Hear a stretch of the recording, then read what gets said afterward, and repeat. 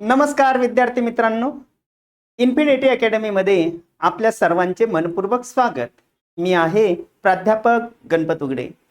चला तर मित्रांनो, तुम्ही सर्वजण स्पर्धा परीक्षेची तयारी करत आहात आणि ही तयारी करत असताना तुम्हाला कल्पना आहे की नुकतीच नोंदणी व मुद्रांक विभाग भरती 2025 ही जाहिरात आलेली आहे आणि यानुसार तुम्ही IBPS पॅटर्ननुसार परीक्षेची तयारी करत आहात आणि ही तयारी करत असताना मराठी व्याकरण हा निर्णायक विषय आहे।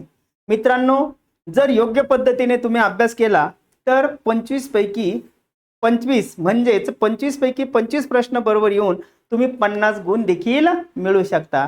आणि त्यासाठी आज आपण या ठिकाणी नामाचा जो काही लिंग विचार आहे या नामाच्या लिंग विचाराचा विचार करणार आहोत।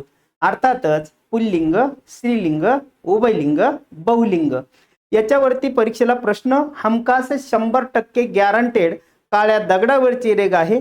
आतापर्यंत IBPS ने जेवढ्या परीक्षा घेतलेल्या आहे त्या प्रत्येक परीक्षेमध्ये नामाच्या लिंग विचारावरती प्रश्न हे आलेलेच आहेत आणि म्हणून आजचा जो काही व्हिडिओ आहे तो व्हिडिओ तुम्हाला कमीत कमी 2 ते 3 मार्क मिळवून देण्यासाठी अतिशय महत्त्वाचा आहे। शेवटपर्यंत पहा। चला आपण पुढे जाऊया। आता पुढे जात असताना इथं तुम्हाला लक्षात घ्यायचंय की ही जी काही नोंदणी व मुद्रांक विभाग भरती 2025 साठी आपण इन्फिनिटी अकॅडमीने ऑनलाईन रेकॉर्डेड बॅच सुरू केलेली आहे। या बॅचचं वैशिष्ट्य काय आहे? वर्षभराचा कालावधी, कितीही वेळा कुठेही केव्हाही कधीही तुम्ही पुन्हा पुन्हा तो घटक अभ्यासू शकता, पाहू शकता। मग त्यामध्ये काय आहे रे? मराठी आहे, त्यानंतर इंग्रजी आहे, त्याचबरोबर सामान्य ज्ञान आहे, चालू घडामोडी आहेत, अंकगणित व बुद्धिमत्ता वगैरे आहे। आणि ही जी काही संपूर्ण बॅच वगैरे आहे या संपूर्ण बॅचचा जर विचार वगैरे केला तर फक्त आणि फक्त 999 रुपयामध्ये तुमच्यासाठी ही बॅच अकॅडमीने उपलब्ध करून दिलेली आहे। आणि म्हणून तुम्ही स्वतः असाल, तुमचे मित्र असेल, इतर नातेवाईक असतील तर सर्वांनी जास्तीत जास्त या ठिकाणी ही बॅच तुम्ही परचेस करून स्वतःला सरकारी नोकरी किंवा हक्काची मान सन्मानाची प्रतिष्ठेची भाकरी मिळवू शकता।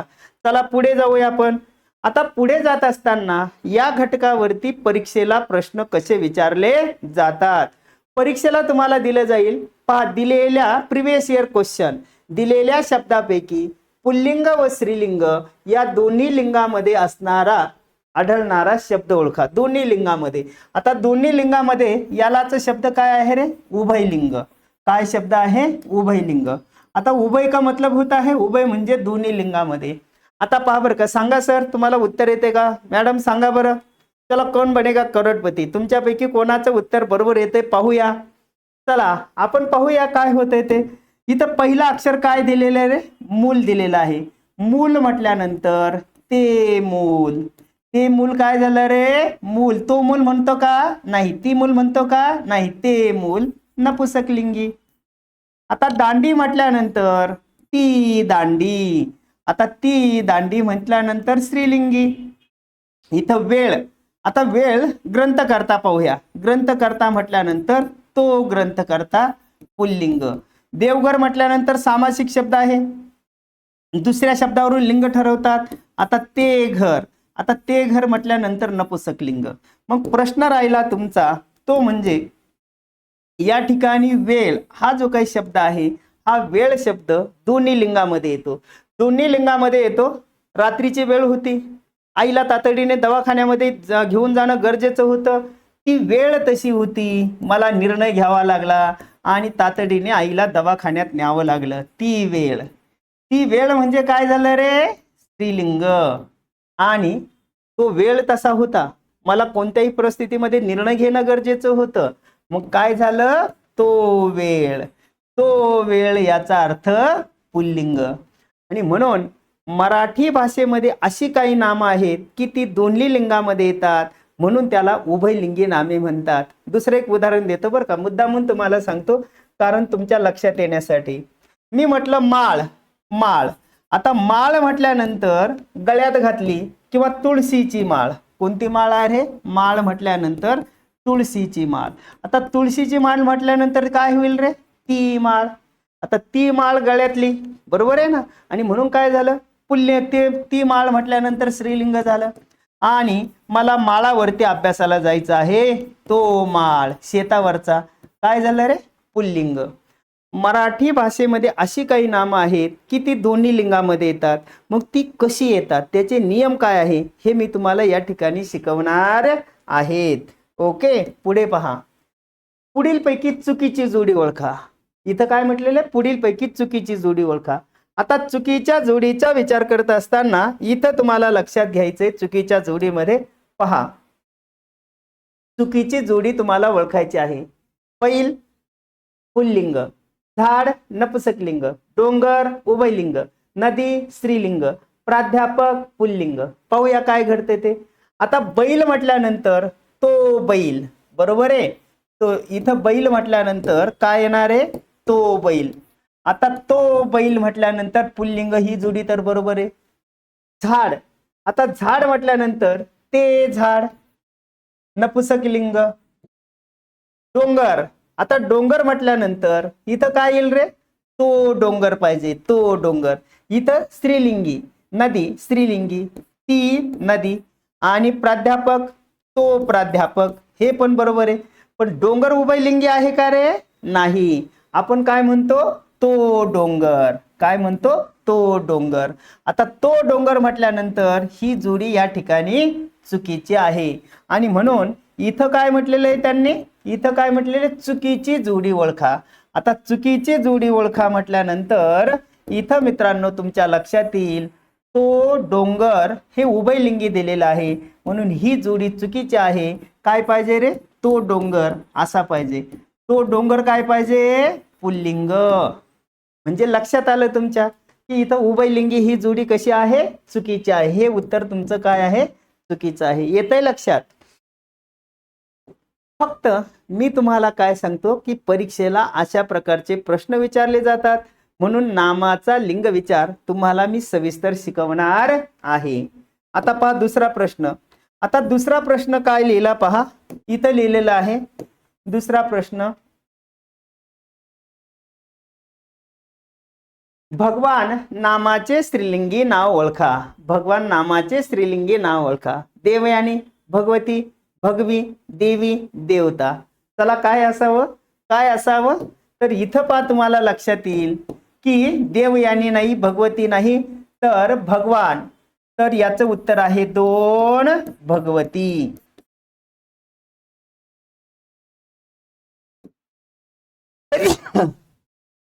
काय आहे रे, हे पहा, भगवान पुल्लिंग, भगवती, श्रीमान, श्रीमती,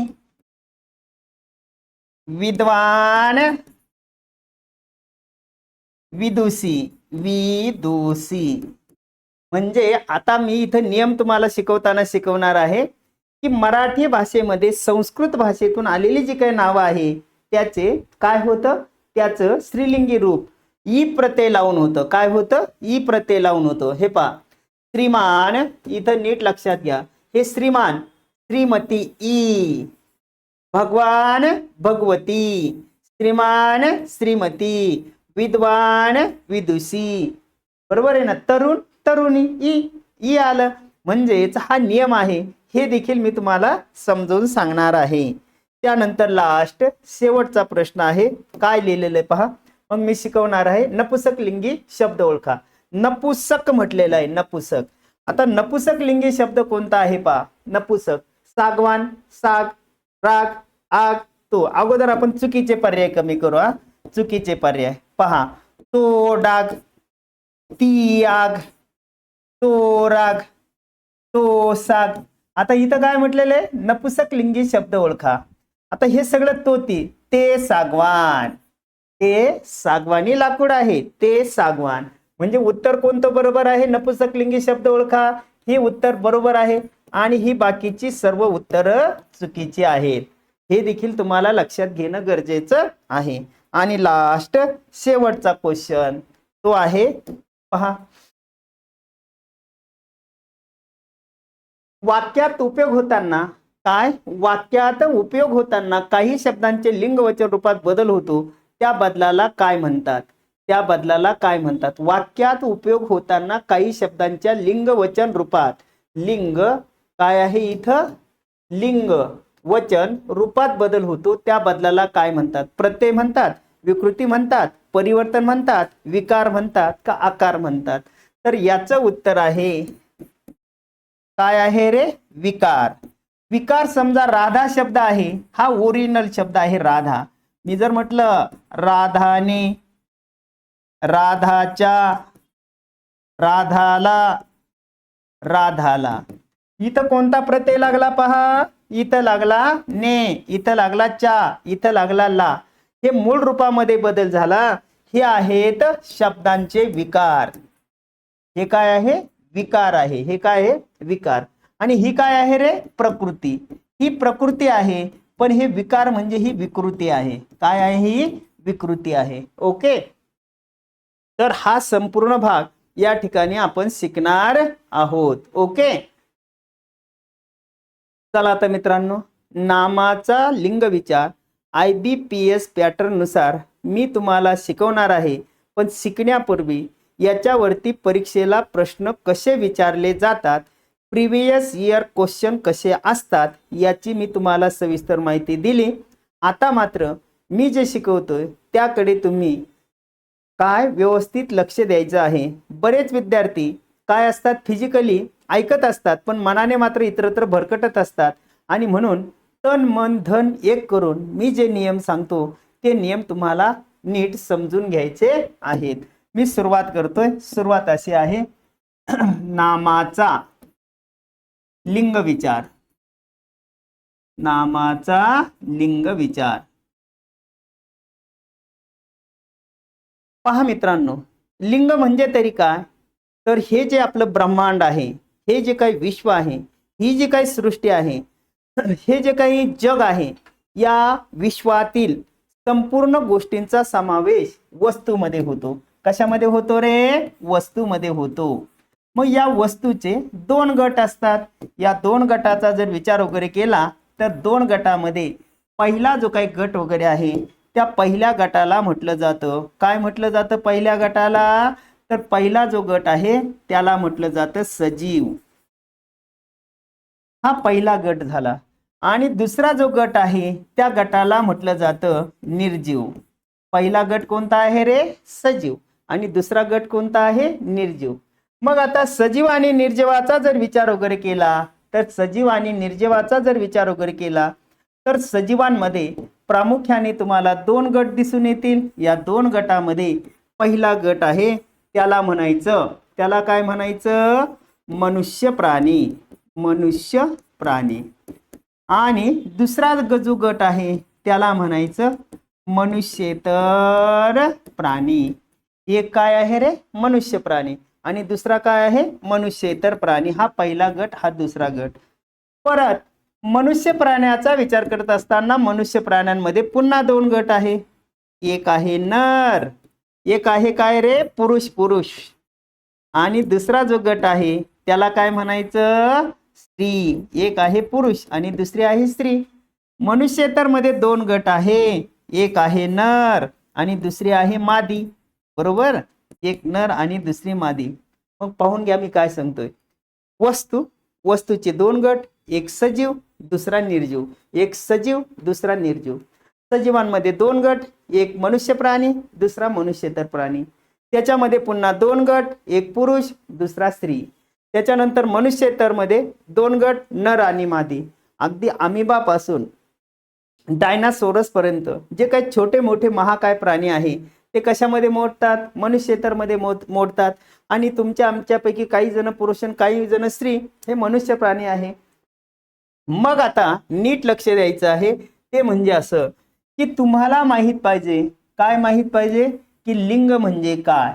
तर लिंग म्हणजे काय याचा विचार करत असताना इथं तुम्हाला लक्षात घ्यायचं आहे ते म्हणजे असं, दिलेल्या नामावरून, नामावरून, दिलेल्या नामावरून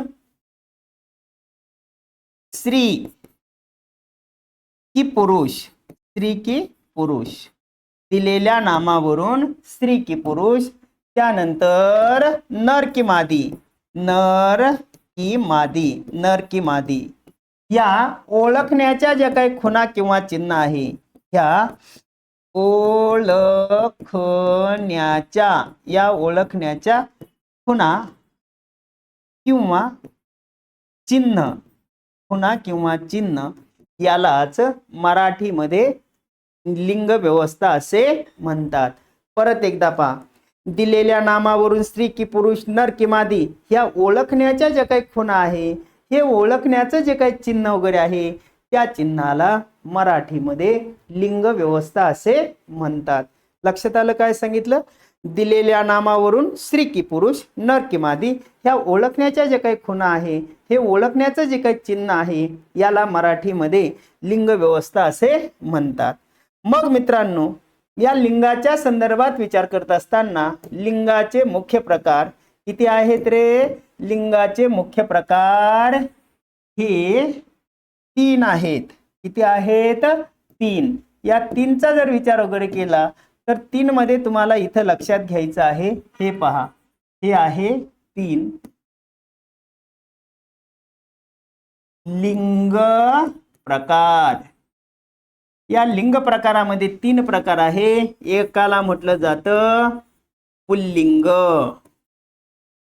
दुसरा जो प्रकार आहे तो आहे स्त्रीलिंग, आणि तिसरा जो प्रकार आहे त्याला म्हटलं जातं नपुसक लिंग. कोणता आहे रे? नपुसक लिंग. पाहून घ्या, एक पुल्लिंग, दुसरा स्त्रीलिंग, तिसरा काय आहे रे? नपुसक लिंग. आता हे समजायचं कसं? तर हे समजण्यासाठी एक अतिशय महत्वाची गोष्ट आहे, एक कॉमन फॅक्टर तिथं लक्षात घ्यायचं आहे की इथं कोणत्याही एकवचनी नामाच्या अगोदर कोणत्याही एकवचनी नामाच्या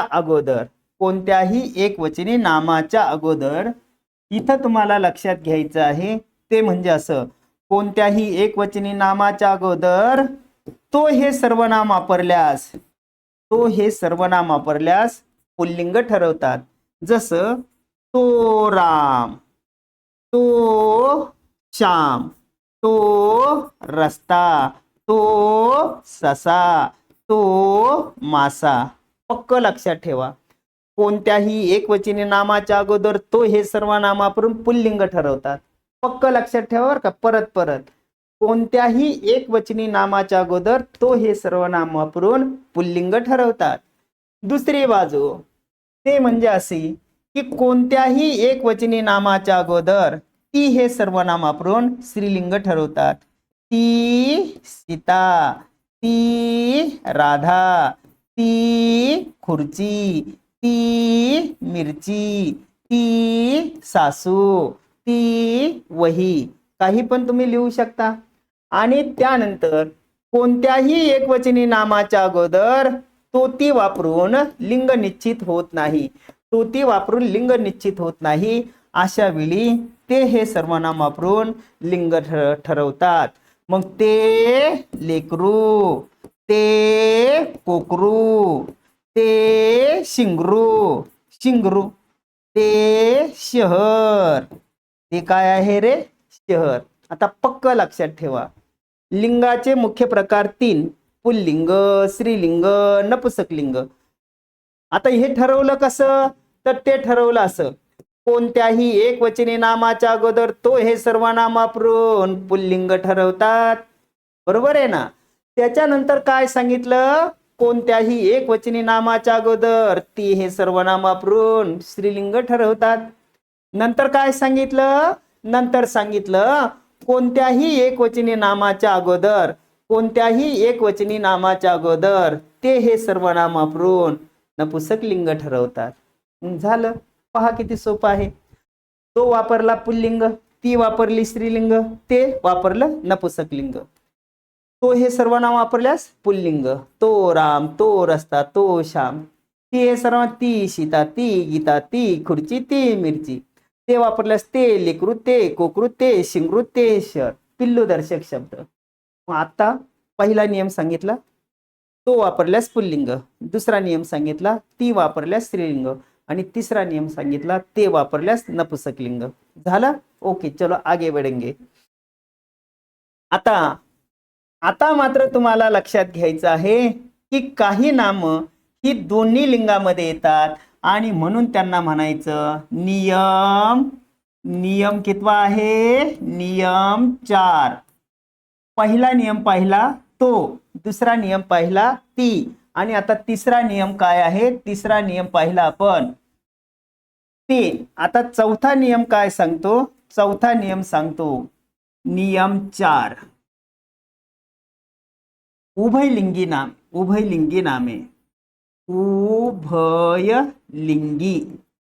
उभयलिंगी नामे.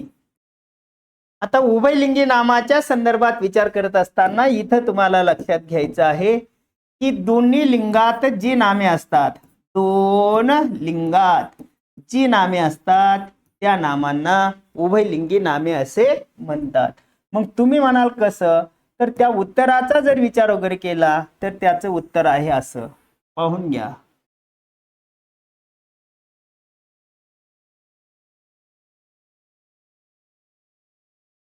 हे नाम आहे, हे पुल्लिंग आहे, हे स्त्रीलिंग आहे, हे नपुंसकलिंग आहे. ठीक आहे, पाहून घ्या. आता पहा, हे काय आहे? क्रमांक. हे काय आहे? नाम. नामामध्ये हे काय आहे? पुल्लिंग. पुल्लिंगानंतर काय आहे? हे स्त्रीलिंग. आणि हे काय आहे रे? नपुंसकलिंग. बरोबर. आता मी इथं लिहितो बरोबर. आता नीट लक्ष द्यायचंय. आता इथं पहा, मी शब्द घेतो. आता शब्द असा आहे, मी म्हटलं हार. आता हार म्हणजे तो हार, तो हार फुलांचा किंवा गळ्यातला फुलांचा 100% गॅरंटेड आहे ना. आणि मी जर म्हटलं ती हार, ती हार म्हटल्यानंतर ती हार स्त्री. एक मिनिट, क्रमांक इथं घेऊया. हे पहा, हे एक क्रमांक आहे. इथं काय आहे? नाम. नाम म्हटल्यानंतर हार, हार म्हटल्यानंतर तो हार फुलांचा, आणि ती हार, ती हार. आता ती हार म्हणजे काय रे? खेळातली माघार, खेळातली हार, खेळातली हार. भारत न्यूझीलंडचा सामना सुरू झाला. भारताने काय केलं की 6 गडी राखून सामना जिंकला. मग भारताचा विजय झाला, पण न्यूझीलंडची काय झाली रे? हार झाली, ती हार. आणि नपुंसकलिंगामध्ये इथं डॅश येईल, कारण नपुंसकलिंग नाही, दोनच लिंगामध्ये. मगाशी मी तुम्हाला म्हटलं होतं माळ शब्द आहे. काय शब्द आहे? माळ. आता माळ म्हटल्यानंतर तो माळ, तो माळ कुठला आहे रे? शेतावरचा, शेतावरचा. बरोबर आहे ना. म्हणून पुल्लिंग. आणि ती माळ, ती माळ म्हणजे तुळशीची किंवा गळ्यातली, गळ्यातली. आता गळ्यातली किंवा तुळशीची म्हटल्यानंतर इथं काय येणार आहे? डॅश. पहा पुढे दुसरा शब्द वापरला बोट. तिसरा शब्द काय वापरला? नीट पहा बरं का, बोट. आता बोट म्हटल्यानंतर हे इथं काय होईल? तो बोट होईल का? नाही, ती बोट. आता ती बोट म्हटल्यानंतर ती बोट कोणती आहे रे? पाण्यातली. एखाद्या पाण्यातली, तुम्ही एखाद्या धरणावरती गेला आणि धरणावरती गेल्यानंतर ती बोट कडेला आली की आपण तिच्यामध्ये बसू आणि फिरू थोडा वेळ. आता तिसरा आहे ते बोट. ते बोट म्हटल्यानंतर हातापायाचे, हातापायाचे बोट, हातापायाचे बोट. ओके, मग नपुंसकलिंग मध्ये जाईल. परत दुसऱ्या बाजूचा जर विचार वगैरे केला तर दुसऱ्या बाजूचा विचार करत असताना इथं आपण जर पाहिलं तर तुमच्या लक्षात येऊन जाईल की इथं मी म्हटलं 4 वेळ. ती वेळ तशी होती, मला तो निर्णय घ्यावा लागला. तो वेळ तसा होता, तो वेळ नपुंसकलिंग पुल्लिंग, आणि ती वेळ तशी होती, ती वेळ स्त्रीलिंग. आणि इकडे काय येईल रे? डॅश येईल. बरोबर आहे ना. त्याचबरोबर पहा, मग आता लक्षात घ्या, नेत्र शब्द असेल, त्याचबरोबर व्याधी शब्द असेल, बाग शब्द असेल, तो बाग, ती बाग, तो व्याधी, ती व्याधी. आता इथं बाग शब्द, तंबाखू शब्द आहे, पहा बरं का. आता तंबाखू मी शब्द लिहून ठेवतो इथं तुम्हाला लक्षात येण्यासाठी.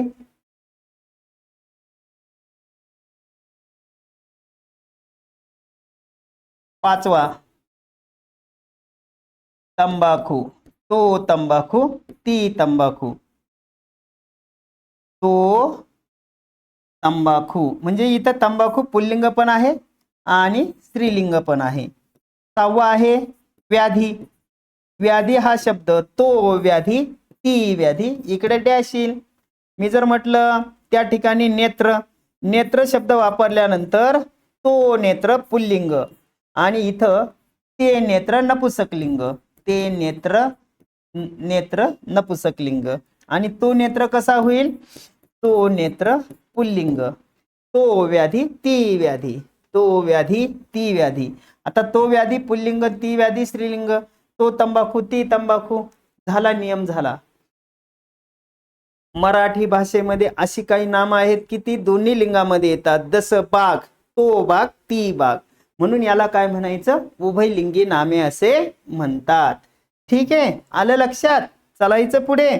आता पुढे जाऊया. पुढे जात असताना मित्रांनो, नियम 4 नंतर नियम 5, नियम 5. आता पाचवा नियम काय सांगतो? तर पाचवा नियम सांगतो बहुलिंगी नामे. बहुलिंगी नामे. बहुलिंगी नामे म्हणजे काय रे? तिन्ही लिंगात, तिन्ही लिंगात येणारी, तिन्ही लिंगात. आता तिन्ही लिंगात म्हणजे कसं? तर तुम्हाला माहित पाहिजे ते कसं आहे ते. उदाहरणार्थ मी म्हटलं पट. आता पट म्हटल्यानंतर बुद्धिबळाचा, बुद्धिबळाचा, बळाचा पट. तुमचं माहिती आहे ना, घोडा, हत्ती, राजा, बरोबर आहे, प्यादे वगैरे असतात, उंट असतो, हे बुद्धिबळाचा 64 घरांचा पट. आता बुद्धिबळाचा पट म्हटल्यानंतर तो पट पुल्लिंग, बरोबर आहे. आता मी जर दुसरा शब्द वापरला पट, पट म्हटल्यानंतर संख्येची पट, संख्येची पट. आता संख्येची पट म्हटल्यानंतर काय होईल रे? ती पट. ती पट म्हटल्यानंतर स्त्रीलिंग, ती पट म्हटल्यानंतर स्त्रीलिंग. तीनाचा वर्ग 9 होईल, तीनाची पट 9 झाली, बरोबर आहे ना. आणि मी म्हटलं पट, पट म्हटल्यानंतर, पट म्हटल्यानंतर वस्त्र, वस्त्र म्हणजे कापड, ते कापड, ते कापड, ते कापड काय होईल रे? नपुसकलिंग. मराठी भाषेमध्ये अशी काही नामं आहेत की ती तीनही लिंगामध्ये येतात, म्हणून त्या नामांना काय? बहुलिंगी नामे म्हणतात. तुम्ही म्हणाल अजून सांगा. बरं, घेतलं मी. मी म्हटलं पाल. आता पाल म्हटल्यानंतर भिंतीवरची, भिंतीवरची. आता भिंतीवरची म्हटल्यानंतर ती पाल, स्त्रीलिंगी, बरोबर आहे ना. आणि दुसरा शब्द वापरला की पाल. पाल म्हटल्यानंतर त्याच्या मनामध्ये पाल चुकचुकली. पाल चुकचुकली म्हणजे संशय आला. काय आला रे? संशय. बऱ्याच वेळा आपण काय, संशयाची पाल आपल्या मनामध्ये चुकचुकते. एखादी गोष्ट सत्य की असत्य पाहण्या अगोदर एखाद्यावरती आपण संशय घेतो, ऑब्जेक्शन घेतो. याचा अर्थ तो संशय, भिंतीवरची, हा संशय म्हटल्यानंतर तो संशय. आता तो संशय काय झालं रे? पुल्लिंग. आणि पाल, पाल म्हणजे रस्त्यावरचे कापडी तंबू, रस्त्यावरील पाल, कापडी तंबू, कापडी तंबू. महानगरपालिकेची गाडी आली आणि तिने रस्त्यावरचे पाल उचलून नेलं, ते पाल नपुसकलिंग, ते पाल नपुसकलिंग. लक्षात ठेवा, मराठी भाषेमध्ये अशी काही नामं आहेत की ती तिन्ही लिंगामध्ये येतात, म्हणून त्याला बहुलिंगी नामे असे म्हणतात. पहा, आता माझ्याकडे इकडे लक्ष द्यायचंय. मी जर म्हटलं तो माझा लेक आहे, एखादी मुलगी आहे ती माझी लेक आहे, आणि मला क्रिकेट टीम आहे, 10-12 जण आहे, ते माझे लेक आहे. तो माझा पोर आहे, ती माझी पोर आहे, आणि ते माझे पोर आहेत, बरोबर आहे ना. तो भाट आहे, ती भाट आहे, आणि ते देखील कोण आहेत? भाट. नंतर इथं देखील काय येईल, भाट. बरोबर आहे ना. मग आता लक्षात ठेवा, मराठी भाषेमध्ये अशी काही नामं आहेत की ते तीनही लिंगामध्ये येतात, म्हणून त्यांना बहुलिंगी नामे म्हणतात. दोन्ही लिंगामध्ये येतात, त्यांना उभयलिंगी नामे म्हणतात. मग पहा, आता तुमच्या लक्षात येईल, कोणत्याही एकवचनी नामाच्या अगोदर तो हे सर्वनाम वापरल्यास पुल्लिंग. दुसरा नियम सांगितला, ती हे सर्वनाम वापरल्यास स्त्रीलिंग. आणि तो ती वापरून लिंग निश्चित होत नाही, अशा वेळी ते हे सर्वनाम वापरलं जातं नपुंसक लिंग. काही नामे दोन्ही लिंगामध्ये येतात उभयलिंग, आणि काही नामे तिन्ही लिंगामध्ये येतात बहुलिंग. ओके. आता पुढचा नियम काय सांगतो पहा. पुढचा नियम, 5 नियम झाल्यानंतर नियम 6. नियम 6. नियम 6 काय सांगतो, इंग्रजी शब्दाचे लिंग, इंग्रजी शब्दाचे लिंग मराठी नावावरून ठरवावे. मराठी नावावरून ठरवावे. किती सोपं आहे पहा बरं का इकडे माझ्याकडे. इंग्रजी शब्दाचे लिंग मराठी नावावरून ठरवावे. पहा कसं, PHOTO फोटो. पण फोटोला शब्द काय आहे रे, मराठी शब्द छायाचित्र. छायाचित्र. मग आता छायाचित्र म्हटल्यानंतर ते छायाचित्र, ते छायाचित्र काय होईल रे, नपुंसक लिंग. तुमच्या आमच्यापैकी बरेच जण फोटोला पुल्लिंग मानतात, तो फोटो. पण उत्तर मात्र आयोग चुकीचं देणार आहे. इंग्रजी शब्दाचे लिंग ठरविताना मराठी नावावरून ठरवावे. दुसरं उदाहरण, मी जर म्हटलं काय रे, बूट, POOT बूट. आता बूट म्हणजे काय रे, जोडा. आता जोडा म्हटल्यानंतर इथं शब्द वापरला बूट. हे बूट आहे, बूट. बुटाला मराठी शब्द आहे जोडा. तो जोडा पुल्लिंग. येतंय लक्षात. मी म्हटलं पेन, काय म्हटलं, पेन, PEN. आता पेन म्हटल्यानंतर हा पेन आहे. आता पेनाला काय म्हटलं जातं रे, पेनाला म्हटलं जातं लेखनी. आता अशी लाखात देखणी, ती लेखनी. ती लेखनी काय झालं रे, स्त्रीलिंग. ती लेखनी. पहा, मी जर म्हटलं क्लास, CLASS क्लास. क्लास का मतलब होता है, क्लास म्हणजे वर्ग. आता वर्ग म्हटल्यानंतर तो वर्ग पुल्लिंग. मग मराठी भाषेमध्ये अशी काही नामे आहेत की ती त्याचं लिंग ठरवताना इकडे लक्षात ठेवा, इंग्रजी शब्दाचे लिंग हे मराठी नावावरून ठरवावे. मराठी भाषेमध्ये अशी काही नावं आहेत, छायाचित्र, जोडा, लेखनी, वर्ग. हे इंग्रजी शब्दाला दिलेली काय आहेत, पर्यायी नावं आहेत. आणि म्हणून त्या ठिकाणी आपण त्याचा उल्लेख करताना या ठिकाणी काय करत असतो की मराठी नावावरून ते आपण ओळखत असतो. तुम्हाला मी नियम काय सांगितला, इंग्रजी शब्दाचे लिंग हे मराठी नावावरून ठरवावे. त्यानंतर नियम 7. नियम 7. 7वा नियम काय सांगतो, सामासिक शब्दाचे लिंग.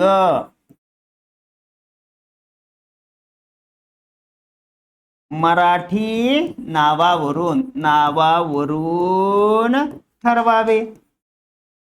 सामासिक शब्दाचे लिंग काय सांगितलं, सामासिक शब्दाचे लिंग हे नेहमी, सामासिक शब्दाचे लिंग हे मराठी नाही तर सामासिक शब्दाचे लिंग हे नेहमी दुसऱ्या किंवा शेवटच्या पदावरून ठरवावे. सामासिक शब्दाचे लिंग हे नेहमी दुसऱ्या किंवा शेवटच्या पदावरून ठरवावे. मग तुम्ही म्हणाल कसं, तर त्याचं उत्तर जर आपण पाहिलं तर उदाहरण देवघर. देवघरामध्ये दुसरं पद कोणतं आहे रे? घर. मग ते घर नपुसक लिंग. मी म्हटलं साखर भात, साखर भात. आता दुसरं पद कोणतं आहे? शेवटचं भात. मग तो भात पुल्लिंग. मी जर म्हटलं दुसरं की दुसरा शब्द वापरला भाजी भाकरी, भाजी भाकरी, भाजी भाकरी. आता दुसरं पद कोणतं आहे रे? भाकरी. मग ती भाकरी, ती भाकरी काय होईल रे? स्त्रीलिंग. लक्षात ठेवा. आई वडील, बाई माणूस. पण हे जे काही शब्द आहे ना, समजा मी आता बाई माणूस शब्द म्हटलं, सीताराम शब्द म्हटला, तर हे प्रॉपर एका घटकासाठी वापरलेले शब्द आहेत आणि म्हणून तो सीताराम पुल्लिंग, ती बाई माणूस स्त्रीलिंग. असं तुम्हाला योग्य पद्धतीने उत्तर द्यावं लागेल. आता काय लक्षात आलं? सामासिक शब्दाचे लिंग हे नेहमी दुसऱ्या पदावरून ठरवितात. आलं लक्षात? ओके. आता नियम 8. नियम 8. 8वा नियम काय सांगतो? तर 8वा नियम असा आहे की काही प्राणीवाचक नामे नर मादी असले तरी ते स्त्रीलिंगीच मानावेत. काही प्राणीवाचक नामे नर मादी असले तरी, नर मादी असले तरी, नर मादी असले तरी, काही प्राणीवाचक नामे नर मादी असले तरी स्त्रीलिंगी मानतात. काही प्राणीवाचक नामे नर मादी असले तरी ते स्त्रीलिंगी मानतात. मग तुम्ही म्हणाल कसं?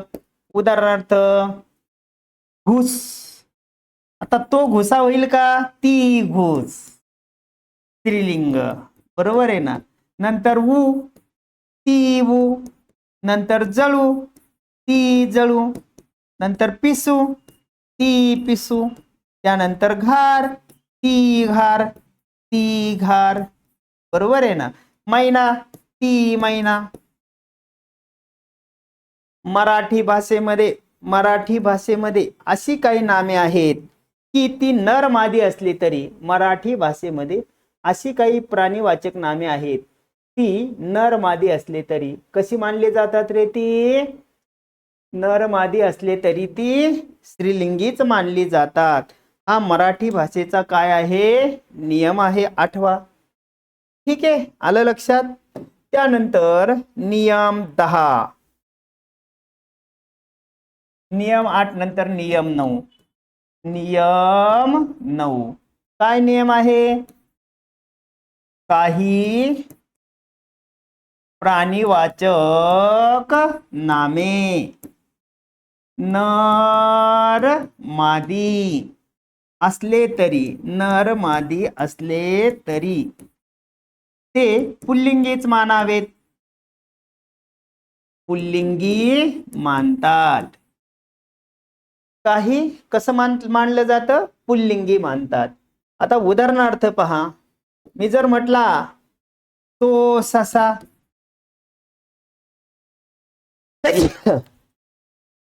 तो ससा.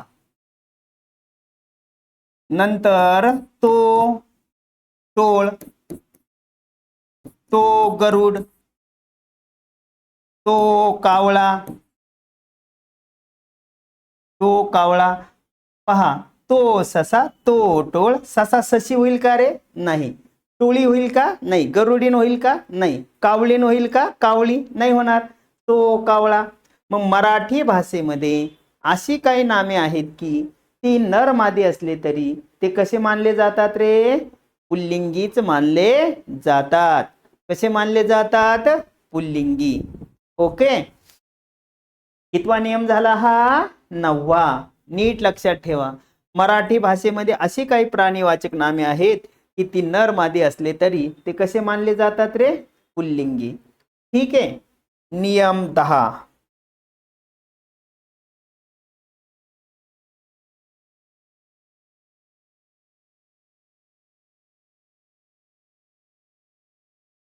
नियम 10. आता नियम 10वा काय सांगतो? तर एकाच नामाला वेगवेगळ्या नावाने संबोधल्यास त्याचे लिंग बदलते. काय? एकाच नामाला वेगवेगळ्या नावाने संबोधल्यास त्याचे लिंग बदलते. एकाच नामाला वेगवेगळ्या नावाने संबोधल्यास, एकाच वस्तूला म्हणा, एकाच वस्तूला वेगवेगळ्या नावाने संबोधल्यास त्याचे लिंग बदलते. आता कसं बदलतं तर हे तुम्हाला लक्षात घ्यायचंय. मी तुमच्या समोर उभा आहे, हे माझं शरीर आहे. आता शरीर आहे म्हटल्यानंतर ते शरीर काय होईल रे? नपुसक लिंग. कुणी याला म्हणतील देह. आता देह म्हटलं तर तो देह पुल्लिंग. कुणी काय म्हणतील? ती काया. काया ही पंढरी आत्मा पांडुरंग. या देहाला काय शब्द वापरला? काया. मग काया म्हटलं तर काय होईल? स्त्रीलिंग. पहा, शरीर म्हटलं इथं काय एकाच वस्तूला वेगवेगळ्या नावाने संबोधल्यास त्याचं लिंग बदलतं. तो देह पुल्लिंग, ती काया स्त्रीलिंग, ते शरीर नपुसक लिंग. येतंय लक्षात? दुसरं एक उदाहरण घेतलं. दुसरं उदाहरण असं आहे, मी जर म्हटलं तो फेटा पुल्लिंग, ते कापड तेच आहे, फक्त बांधण्याची स्टाईल वेगळी. ती पगडी स्त्रीलिंग आणि ते पागोटे नपुसक लिंग. काय होईल रे? ते नपुसक लिंग. दुसरा, तो वाडा पुल्लिंग, ती इमारत स्त्रीलिंग आणि ते घर नपुसक लिंग. पहा, मराठी भाषेमध्ये अशी काही नामं आहेत की एकाच नामाला वेगवेगळ्या नावाने संबोधलं जातं. उदाहरणार्थ अशी कल्पना करा की या ठिकाणी इथं हे माझ्याकडे एक पुस्तक वगैरे आहे आणि या पुस्तकावर नाव दिलेलं आहे. काय नाव दिलेलं आहे? ज्ञानेश्वरी. नाव दिलेले ज्ञानेश्वरी. आणि हे एखाद्या अभ्यासाचं पुस्तक आहे. मी काय म्हणेल? कोण काय म्हणेल याला? ते पुस्तक. परंतु एखादी आजीबाई आली, तिनं पाहिलं ज्ञानेश्वरी नाव आहे त्याच्यावर.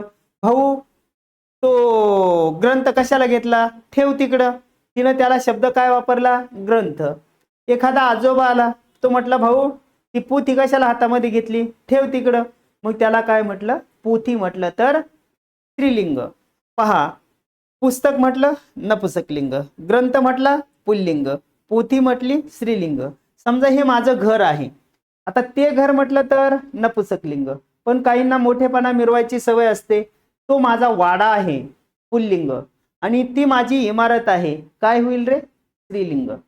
पक्क लक्षात ठेवा, पुल्लिंग स्त्रीलिंग नपुसक लिंग. येतंय लक्षात? अजून काही उदाहरणं आहेत तुमच्याकडे? तुम्ही मला सांगू शकता. तो पहा, आता पेन पेन पेन. आता पेन म्हटल्यानंतर हा पेन आहे, मग काय होईल रे? पेनला दुसरा शब्द ती लेखणी. तो टाक पुल्लिंग, ती लेखणी काय होईल? स्त्रीलिंग. ओके. तर अशा पद्धतीने तुम्हाला लक्षात घ्यायचं आहे, एकाच शब्दाला वेगवेगळी नावं दिल्यास त्याचं काय होतं? लिंग बदलतं. हेही तुम्हाला लक्षात घ्यावं लागेल. त्यानंतर नियम 11. नियम काय आहे? 11 नियम आहे. नियम 11. नियम 11. 11वा नियम काय आहे की ज्यावेळी शब्द हे अनेक वचनी असतात त्यावेळी शब्द हे अनेक वचनी असतात. ज्यावेळी शब्द हे अनेक वचनी असतात त्यावेळी त्याचे एक वचन करून लिंग ठरवावे. एक वचन करून लिंग ठरवावे. जसं उदाहरण पावर का उदाहरण घेतलं, मी जर म्हटलं घोडे, आता घोडे म्हटल्यानंतर नपुसक लिंग जाईल, पण घोडे नपुसक असतात का? नाही. खरं तर मराठी व्याकरणामध्ये लिंगाचे वचनाचे निश्चित नियम नाही असं मोरा वाल्मीच्या पुस्तकामध्ये सांगितलेलं आहे. पण मित्रांनो घोडे हे अनेक वचन झालं, एक वचन काय होईल रे? घोडा. आता घोडा म्हटल्यानंतर तो घोडा पुल्लिंग. कुत्रे, कुत्रे. आता कुत्रे म्हटल्यानंतर कुत्रेचं एक वचन काय? कुत्रा. आता कुत्रा म्हटल्यानंतर तो कुत्रा पुल्लिंग. वाडे, आता काय येईल रे? वाडा. तो वाडा पुल्लिंग. आता लक्षात येतंय तुमच्या, ज्यावेळी शब्द हे अनेक वचनी असतात त्यावेळी त्याचे एक वचन करून लिंग ठरवावे. घोडे हे अनेक वचन आहे, एक वचन झालं घोडा पुल्लिंग. कुत्रे अनेक वचन आहे, एक वचन झाला कुत्रा, काय झालं? पुल्लिंग. वाडे अनेक वचन आहे, एक काय झाला रे? वाडा. ओके. आता मित्रांनो इथं पहा, मी तुम्हाला काय शिकवलेलं आहे. शिकवताना तुम्हाला काय शिकवलं पहा.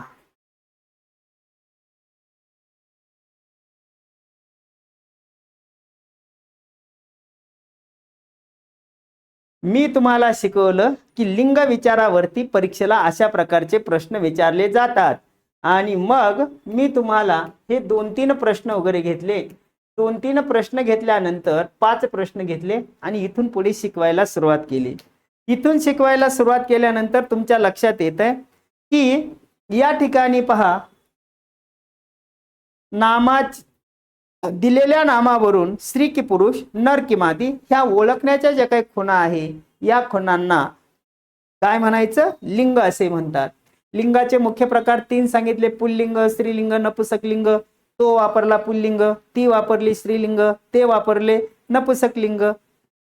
पुढे आपण पाहिलं की काही नामे ही उभयलिंगी असतात. उभय का मतलब होता है 2 लिंगामध्ये, जसं हार, माळ, बोट, वेळ, तंबाखू, व्याधी, नेत्र, बाग. पुढचा नियम पाहिला बहुलिंगी. काही नामे 3 लिंगामध्ये असतात, जसं पट, पाठ, लेख, नंतर पोर, भाट अशा अर्थानं. पुढे आपण पाहिलं इंग्रजी शब्दाचे लिंग हे मराठी नावावरून ठरवावे, जसं फोटो, बूट, पेन, क्लास, तोप. फोटोला शब्द आहे छायाचित्र, बुटाला शब्द आहे जोडा, लेखणीला शब्द आहे लेखणी. मग ते छायाचित्र नपुसकलिंग, तो जोडा पुल्लिंग. पुढे नियम 7 सामासिक शब्दाचे लिंग हे नेहमी दुसऱ्या किंवा शेवटच्या पदावरून ठरवावे. ते देवघर, तो भात, ती भाकरी. म्हणजे इथं तुम्हाला हे परफेक्ट हे दुसरं पद आहे. घर, भात दुसरं पद आहे, भाकरी दुसरं पद आहे. बरोबर. पुढे नियम 8 काही प्राणीवाचक नामे नर मादी असले तरी स्त्रीलिंगी मानतात. घुस, ती ऊ, ती जळू, ती पिसू, ती घार.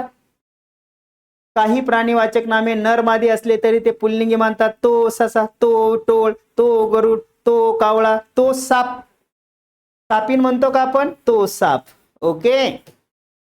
त्यानंतर पुढे पाहिलं, एकाच वस्तूला वेगवेगळ्या नावाने संबोधल्यास त्याचे लिंग बदलते. देह, काया, शरीर. देह म्हटलं तर पुल्लिंग, काया म्हटलं तर स्त्रीलिंग आणि शरीर म्हटलं तर नपुसकलिंग. इथं आपण म्हणतो काया ही पंढरी, आत्मा पांडुरंग. शरीराला काय म्हटलेलं आहे? काया म्हटलेलं आहे. बरोबर आहे. पुढे काय म्हटलेलं आहे रे? ज्यावेळी शब्द हे अनेक वचनी असतात त्यावेळी त्याचे एक वचन करून लिंग ठरवावे. घोडे घोडा, कुत्रे कुत्रा, वाडे वाडा. तो घोडा पुल्लिंग, तो कुत्रा पुल्लिंग, तो वाडा पुल्लिंग. तर अशा पद्धतीने मित्रांनो आज आपण IBPS पॅटर्न नुसार मराठी भाषेतील लिंग म्हणजे काय, लिंगाचे मुख्य नियम कोणकोणते आहेत, त्या नियमानुसार त्याचं लिंग कसं बदलतं, परीक्षेच्या दृष्टिकोनातून विचार करत असताना 100% गॅरंटेड काळ्या दगडावरची रेघ आहे. मी जे आता तुम्हाला शिकवलेलं आहे त्याच्यावर आधारितच परीक्षेला प्रश्न विचारले जातात. व्हिडिओ पाहत असताना शेवटपर्यंत नीट व्यवस्थित वगैरे पहा. आणि या ठिकाणी मित्रांनो आपली ही जी काही ऑनलाईन बॅच वगैरे खास तुमच्या सर्वांच्या आग्रहास्तव आपण ती सुरू केलेली आहे. आणि मग याचा विचार करत असताना एकदम सर्वसामान्य विद्यार्थ्याला परवडेल अशा एकदम फक्त आणि फक्त 999 रुपयामध्ये आपण ही बॅच खास तुमच्यासाठी दिलेली आहे. एकदम एक्सपर्ट फॅकल्टी ज्यांना अगदी 20 वर्षाचा, 15 वर्षाचा, 32 वर्षाचा अनुभव आहे असे शिक्षक तुम्हाला शिकवणार आहे. मी स्वतः 32 वर्षापासून मराठी व्याकरण शिकवत असतो आणि म्हणून कोणत्या परीक्षेला कोणते प्रश्न येतात याची मला निश्चितपणे कल्पना आहे. तर संपूर्ण सिलेबस तो तुमच्यापर्यंत पोहोचवला जाईल. त्याचबरोबर इंग्रजी आहे, सामान्य ज्ञान आहे, चालू घडामोडी आहे, अंकगणित व बुद्धिमत्ता वगैरे आहे. तुम्हाला कल्पना आहे की मराठी 25 प्रश्न 50 गुण, इंग्रजी 25 प्रश्न 50 गुण, सामान्य ज्ञान 25 प्रश्न 50 गुण, गणित बुद्धिमत्ता 25 प्रश्न 50 गुण. म्हणजे या ठिकाणी प्रश्न आहेत 100, गुण आहेत 200, निगेटिव्ह पद्धत नाही. एका प्रश्नाला पर्याय आहे 5. योग्य उत्तराची निवड जर केली, निगेटिव्ह पद्धत नाही. आणि म्हणून कदाचित मित्रांनो तुम्हाला 100% थोड्याशा अभ्यासावर देखील ही पोस्ट भेटू शकते. पण अभ्यासामध्ये सातत्य ठेवा, किंबहुना स्मार्ट वर्क करणं तितकंच गरजेचं आहे. शेवटी मेहनतीशिवाय कोणत्याही गोष्टीला पर्याय नसतो. आणि म्हणून अभ्यास अभ्यास आणि अभ्यास. एक वाक्य तुम्हाला सांगतो, ध्येयाचा ध्यास असला म्हणजे श्रमाचा त्रास कधीच वाटत नाही. मित्रांनो जो 1 वर्षाचं नियोजन करतो तो शेतामध्ये धान्याची पेरणी करतो. जो 10 वर्षाचं नियोजन करतो तो शेतामध्ये झाडं लावतो. आणि जो 100 वर्षाचे नियोजन करतो तो स्वतः शिक्षण घेतो, स्वतःमध्ये परिवर्तन करतो आणि कमीत कमी 2 पिढ्यांची तो तरतूद करत असतो. मित्रांनो म्हणूनच तुम्हाला 2 पिढ्यांची तरतूद करायची आहे. उर्वरित 100 वर्षे तुम्हाला सुखा समाधानाची जगायची आहेत. स्वतःचं एक आगळी वेगळी ओळख तुम्हाला निर्माण करायची आहे. आणि त्यासाठी ही आलेली संधी दवडू नका. जास्तीत जास्त विद्यार्थ्यांनी या रेकॉर्डेड ऑनलाईन बॅचचा फायदा वगैरे घ्यावा. पुन्हा एकदा तुम्हा सर्व विद्यार्थ्यांना अभ्यासासाठी बेस्ट ऑफ लक. पुन्हा भेटूया असेच नवनवीन घटक घेऊन पुढील भागामध्ये. तोपर्यंत नमस्कार, धन्यवाद, happy thoughts, take care, thank you.